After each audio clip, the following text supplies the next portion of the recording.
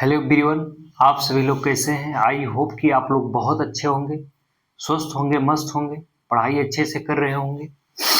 हमारी पिछली 12 क्लास हो चुकी हैं यूपी होम गार्ड के लिए।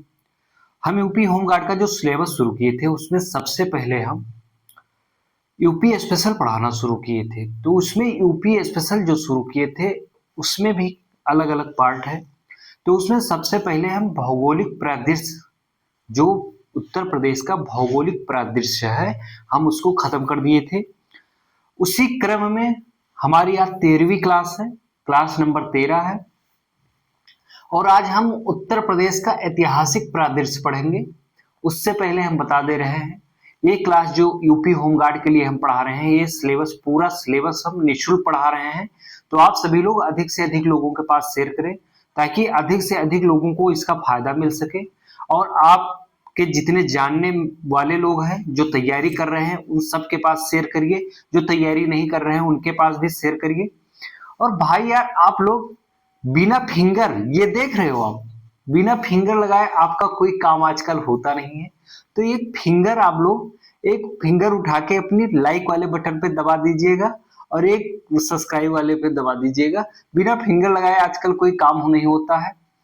यूट्यूब अपने अलग ही एल्गोरिदम में है और आप लोग अपने अलग ही एल्गोरिदम में है।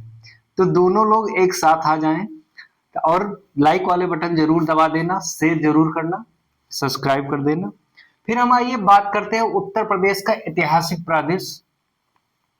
जो उत्तर प्रदेश का ऐतिहासिक परिदृश्य है, हम प्राचीन काल से शुरू कर रहे हैं। हम यहाँ पे एक जानकारी और दे रहे हैं।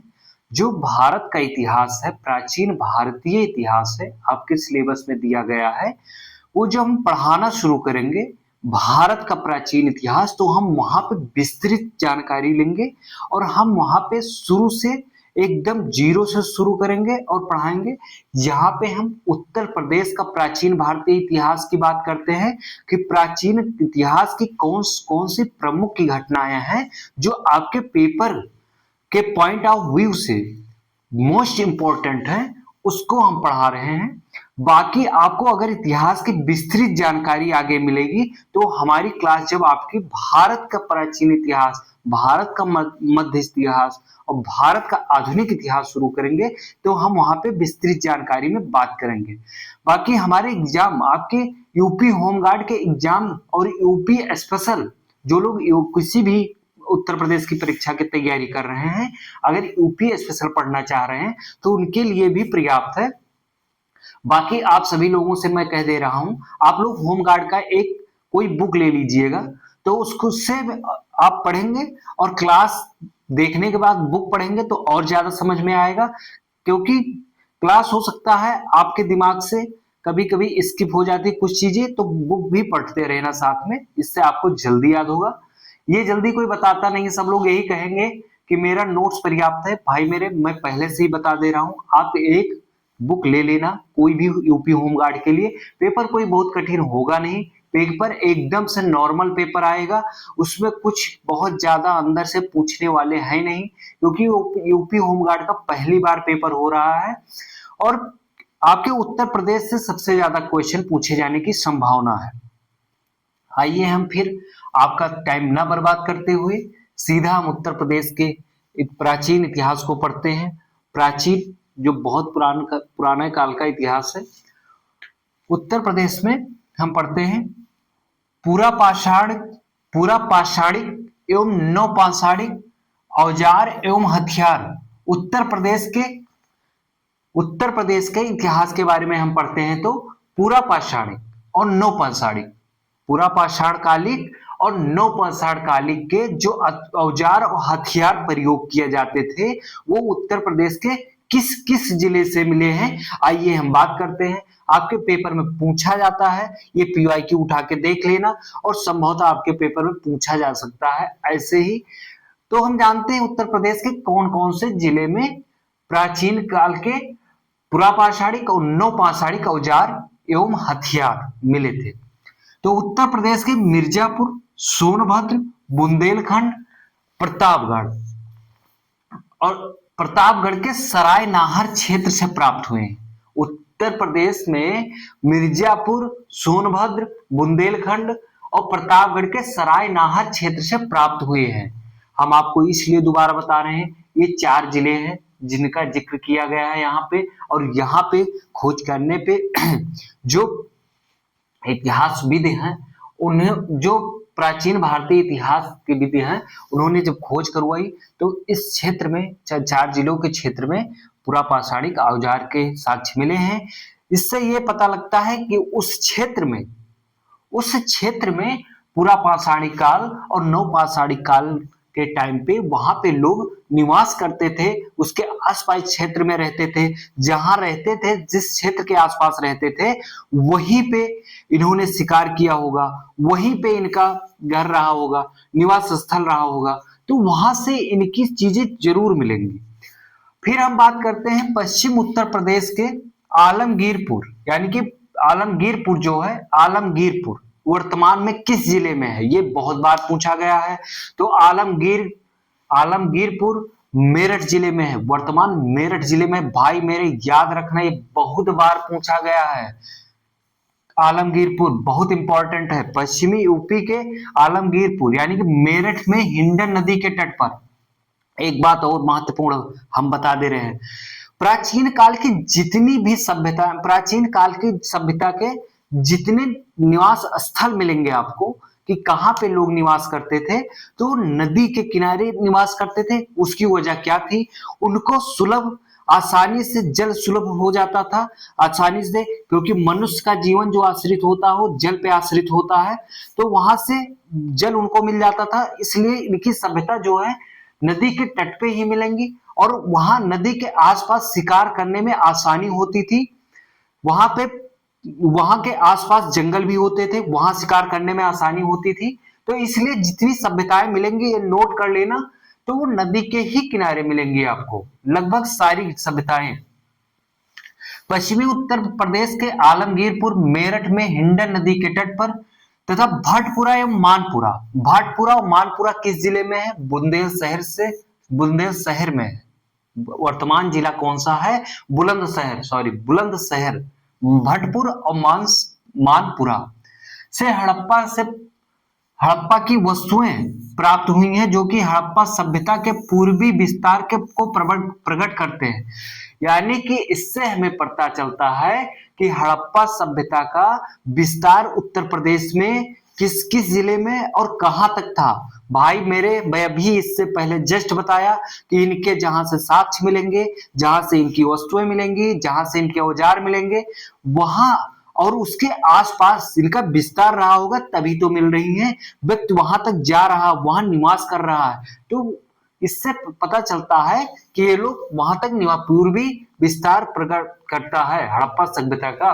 पश्चिमी उत्तर प्रदेश के आलमगीरपुर, मेरठ में हिंडन नदी के तट पर तथा भटपुरा एवं मानपुरा यानी कि बुलंदशहर से हड़प्पा की वस्तुएं प्राप्त हुई हैं, जो कि हड़प्पा सभ्यता के पूर्वी विस्तार को प्रकट करता है। याद कर लेना। आलमगीरपुर से कपास उपजाए जाने के प्रमाण मिले। भाई मेरे, ये बहुत इंपॉर्टेंट है, और आप लोग वो ध्यान से पढ़ना, लेकिन उससे भी ज्यादा, सबसे ज्यादा ध्यान से पढ़ना कि कपास के साक्ष्य, मैं जल्दी बोलने के चक्कर में थोड़ा मिस कर गया शब्द को। पूछा जाएगा कि आपके उत्तर प्रदेश में कपास के साक्ष्य कहां से मिले हैं, वर्तमान में किस जिले से मिले, मेरठ, और प्राचीन काल का कौन सा स्थल है, आलमगीरपुर। याद कर लेना भाई मेरे, ये बहुत इंपॉर्टेंट है। इलाहाबाद जिले के नवपाषाणिक स्थल से चावल उत्पादन के साक्ष्य मिले हैं, ये भी नोट कर लेना। नवपाषाणिक स्थल से चावल के साक्ष्य आपके कहां से मिले हैं, किस जिले से मिले हैं, प्रयागराज, इलाहाबाद यहाँ पे लिखा है, वर्तमान प्रयागराज। तब भी इसका नाम प्रयाग ही रहा, प्राचीन काल में इसका नाम प्रयाग ही था इलाहाबाद का, फिर मध्यकाल में इसका नाम इलाहाबाद हुआ है, ये याद रखना। अकबर के टाइम पे इलाहाबाद से चावल यानी कि नवपाषाणिक स्थलों से चावल के साक्ष्य, उत्पादन के साक्ष्य मिले।